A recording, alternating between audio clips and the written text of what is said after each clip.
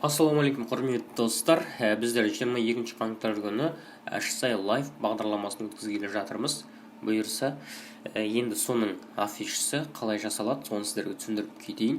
22 қаңтар күні өткізіледі, сондықтан 22 қаңтар деп әдемілеп жазып кетейік. Ақ түспен. Оның жанына сағат нешеде болады, яғни 15:00-де өтеді, оны белгілеп кетейік. Одан кейін бағдарламаның аты HSI Live, оны әдемілеп жазып кетейік. Бізде фон қызыл және қара, оны қазір соңында түсіндіріп өтіп кетемін. Жазуды сонымен сайма-сай қылып келтіріп қойдық. Одан кейін әрмен қарай бұл кешіміз, яғни жастарға арналған кездесу кеші, сондықтан оны да жоғарыда әдемілеп жазып кетейік. Әрмен қарай жалғастырайық, біздің кешіміз қайда өтеді, яғни HSI ауылдық мәдениет үйінде өтеді. Оны жоғарыда әдемілеп жазып қойдық, көрсетіп қойдық.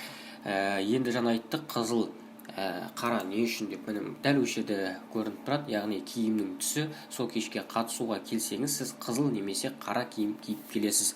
Сондықтан дәл осындай фон дайындалды. Түсінікті болу үшін кіру, яғни тегін, қатысушылар жасына шектеу 13 жастан 20 жас аралығында қойып қойдық. Өйткені бұнда оқушылар болғандықтан сағат 15:00-ге реттеп қойған болатынбыз. Міне біздің афишіміз дайын. Қолдап, комментариясын қалдырып, лайкын басып кетіңіз.